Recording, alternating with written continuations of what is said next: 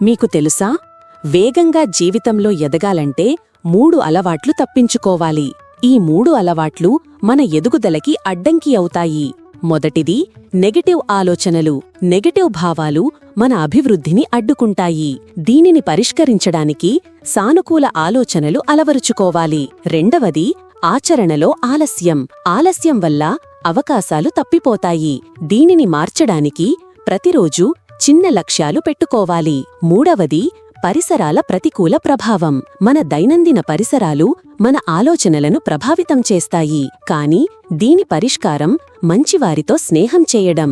జీవితంలో ఎదురైన ప్రతికూలాలను ఓపికతో అధిగమించాలి.